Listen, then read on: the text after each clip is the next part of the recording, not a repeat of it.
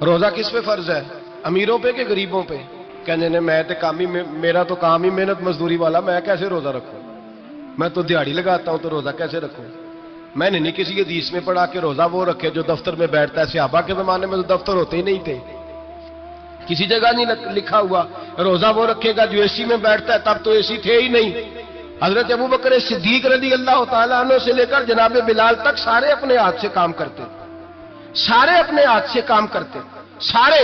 حضرت عمر فاروق رضی اللہ تعالیٰ عنہ خلیفہ وقت ہونے کے باوجود مال غنیمت کے اونٹ چرنے جاتے تھے تو چراگاہ میں چھوڑنے میں جاتے تھے، لینے بھی آتے تھے واپس۔ سارے لوگ اپنے ہاتھوں سے مشقت والے کام کرتے۔ حضرت بلال مزدوری کرتے، سلمان فارسی مزدوری کرتے، مقداد مزدوری کرتے، صحابہ مزدوریاں کرتے، روزے رکھتے۔ اور رمضان کے جانے کا وقت ہوتا تو در رسول پہ کھڑے ہو کے عرض کرتے محبوبہ دل نہیں بھرا، دل کرتا ہے کبھی رب سارا سال ہی روزے عطا کرے، سارا سال رمضان دے تو ہم سارا سال روزے رکھنے کو تیار ہیں۔ جذبہ تھا، طاقت تھی، ہمت تھی۔ آج نوجوان لڑکا ہے کہتا ہے مجھ سے بھوک برداشت نہیں ہوتی۔ میرے بھائی رب بیماری لا دینا، اللہ سے دعا مانگے اللہ شفائے عطا فرمائے، اور دعا کرے اللہ آزمائش سے محفوظ فرمائے۔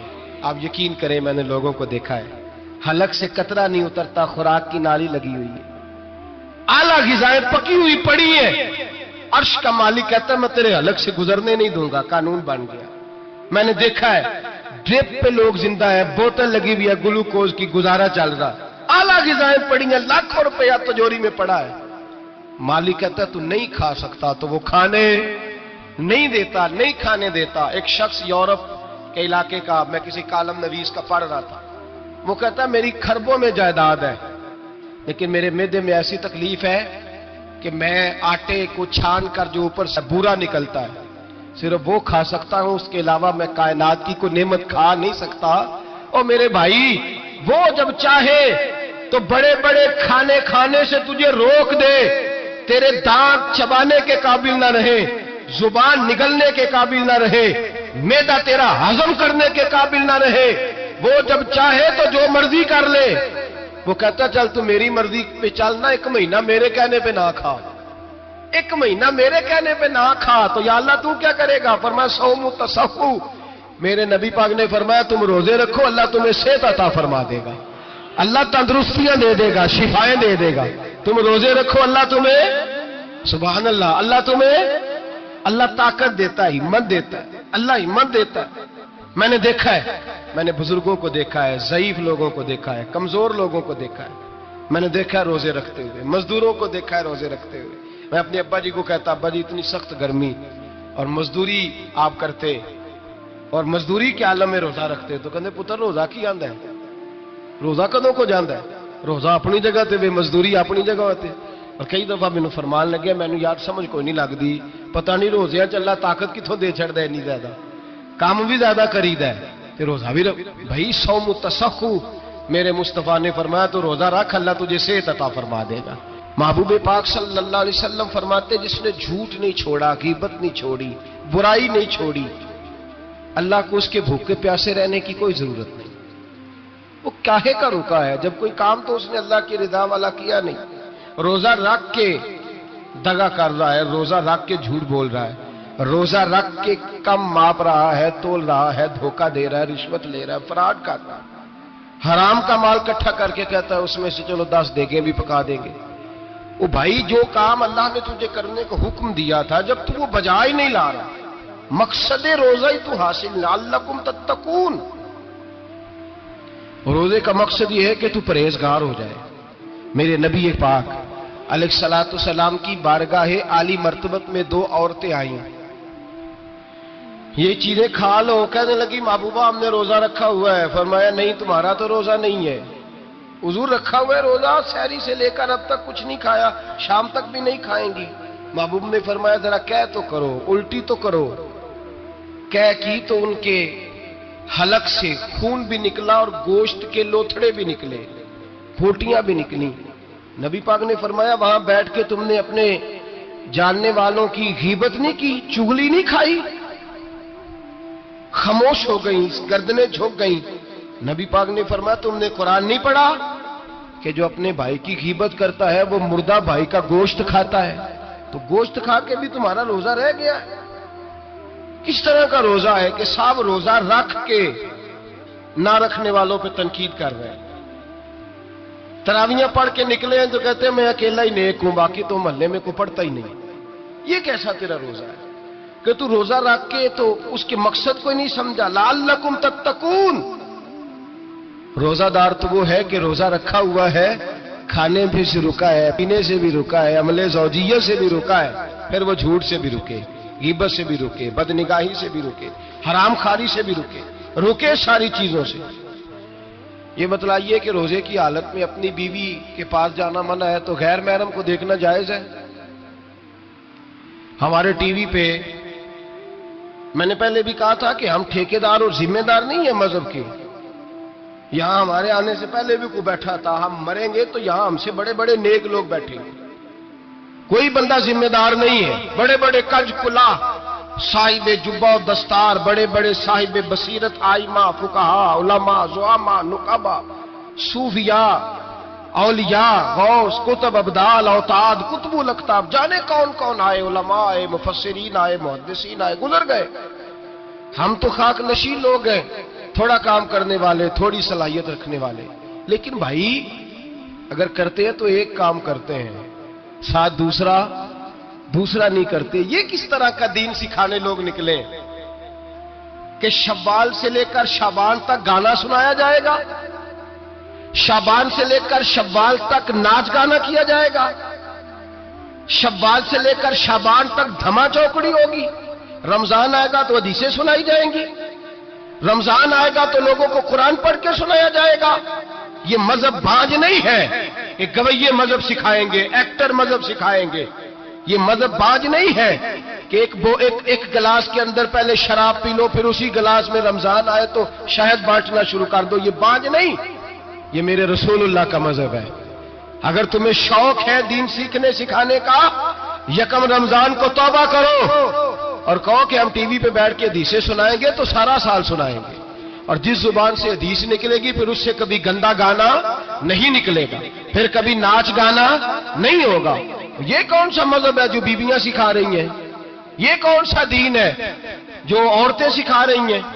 میرے رسول پاک صلی اللہ تعالی علیہ وآلہ وسلم کا وہ مذہب ہے کہ میرے اعلیٰ حضرت فاضل بریلوی رحمت اللہ علیہ نے فرمایا، مرد کے لیے جائز نہیں کہ وہ عورت کی زبان سے میلاد بھی سنے، نعت بھی سنے۔ مرد کے لیے جائز نہیں، مرد کو مرد سکھائے گا، عورت سکھائے گی تو عورتوں کو سکھائے گی۔ بے شک آپ سویرے فتویٰ دیجئے کہ چھوٹی سی مسجد میں بیٹھ کے، چھوٹے سے کونے میں بیٹھ کے چھوٹا سا مولوی، اور وہاں تو اتنے بڑے مفتی ٹی وی پہ بیٹھے ہوئے ہیں، وہ غلط ہے تو صحیح ہے کیسے ہو گئے؟ سنو، میرے نبی پاک علیہ الصلوۃ والسلام کے مذہب کا حسن یہ ہے کہ اسلام کہتا ہے ایک نظر بی بی کو دیکھا کسی نے غلطی سے تو معافی ہو جائے گی، دوسری نظر شہوت سے دیکھا تو حرام ہے اس کے لیے، وہ پاکستان کا مولوی ہو یا سعودی عرب کا شاہ ہو، کسی کے لیے عورتوں کے بیچ پھرنا اٹھنا بیٹھنا جائز ہے؟ میرے نبی پاک صلی اللہ تعالی علیہ وسلم نے فرمایا ہے میں عورتوں سے مصافحہ کرنے نہیں آیا، اور میرے نبی پاک صلی اللہ علیہ وسلم نے فرمایا ہے، حضور فرماتے لیکن نا کتا بالکل ناپاک نہیں ہوتا، کتے کا تھوک ناپاک ہوتا ہے، یا کتا گیلا ہو جائے تو ناپاک ہوتا ہے، لیکن خنزیر سارا ناپاک ہوتا ہے، کل ناپاک ہے خنزیر۔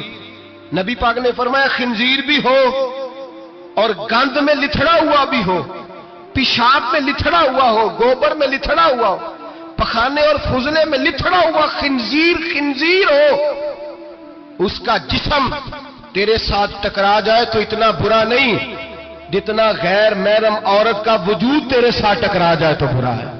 اس حد تک میرے نبی پاک صلی اللہ علیہ وسلم اور گنبد کے معاملے میں فتویٰ دینے والے، یا رسول اللہ کہنے پر کفر کا فتویٰ دینے والے اور بڑی بڑی باتیں کرنے والے خاموش کیوں ہو گئے؟ یا ایھا الذین آمنوا لا تتخذوا اليہود والنصارى اولیاء، رب فرماتا ہے یہودیوں اور عیسائیوں کو دوست نہ بناؤ، یہ تمہارے دوست ہو سکتے، یہ تمہارے سجن ہو سکتے؟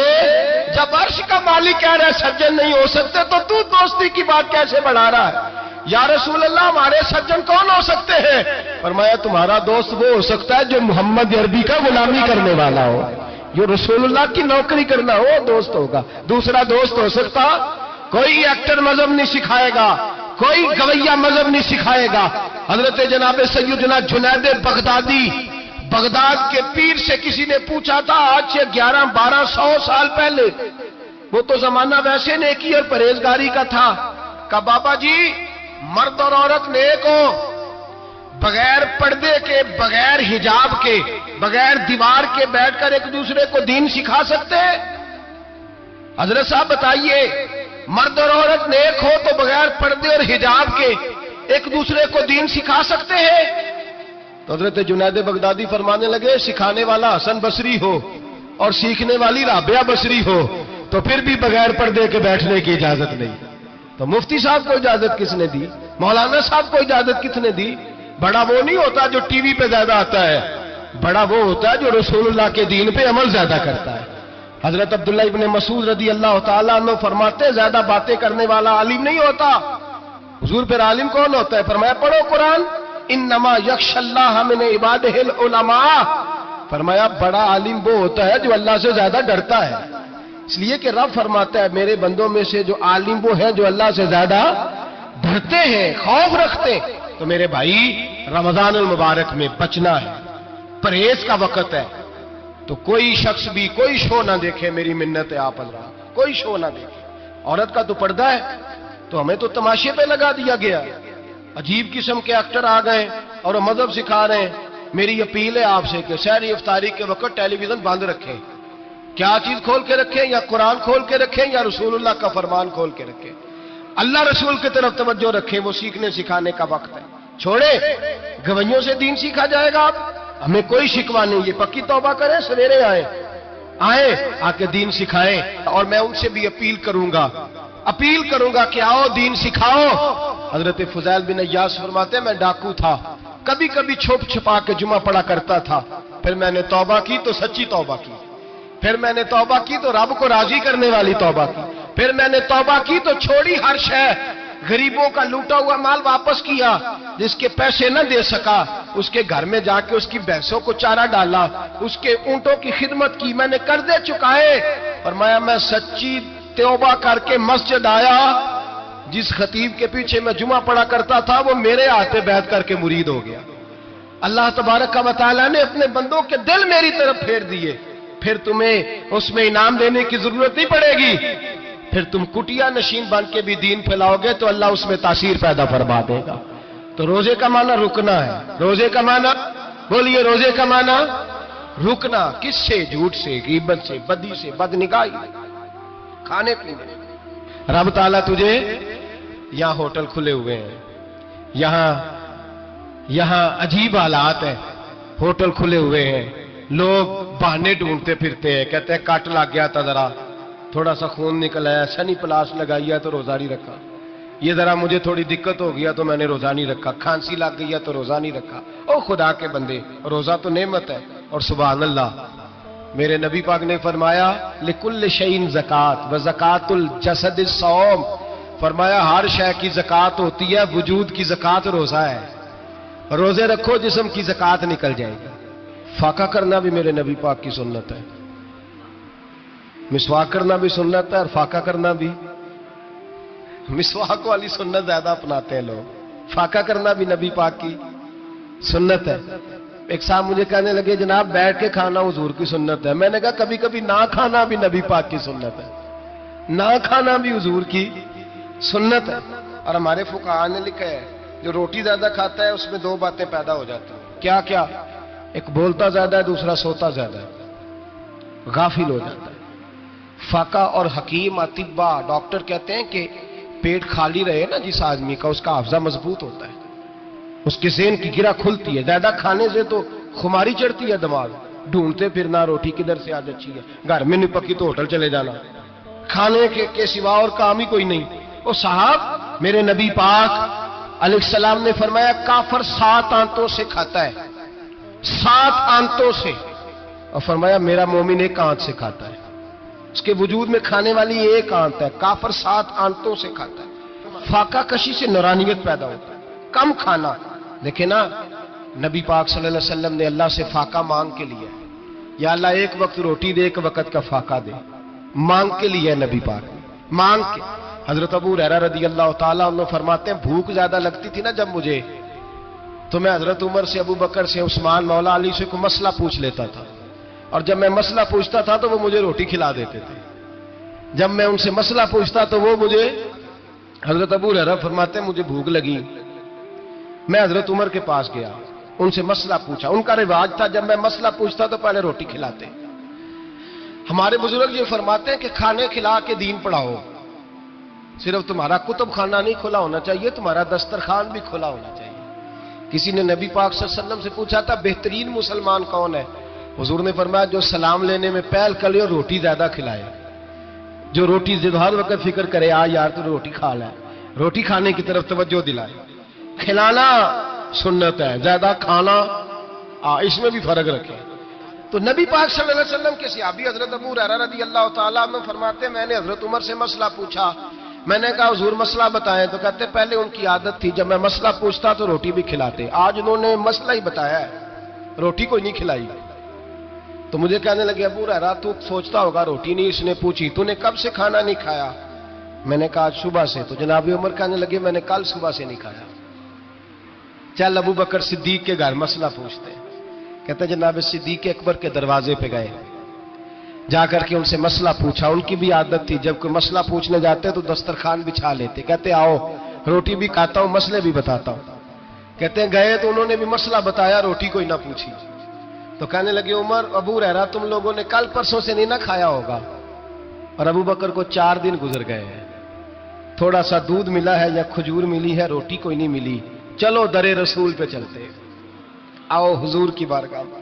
کہتے ہیں نبی پاک کی بارگاہ میں آئے، حضور نے چہرے دیکھے، کریم سے مسئلہ نہیں پوچھنا پڑا. میرے مصطفیٰ کریم نے فرمایا بھوک لگی ہوئی ہے تم تینوں کو؟ 3-4 دن ہو گئے. اللہ کے رسول نے فرمایا مجھے پورا ہفتہ ہو گیا ہے. سبب کچھ اور ہے جس کو تو خود سمجھتا ہے. زوال بندہ مومن کا بے زری سے نہیں، بھوک نقصان کا وجہ نہیں بنی، وجہ کوئی اور بنی ہے. رشوتیں جو بازار گرم ہوئے ہیں لوٹ مار کے، یہ روٹی کے لیے نہیں.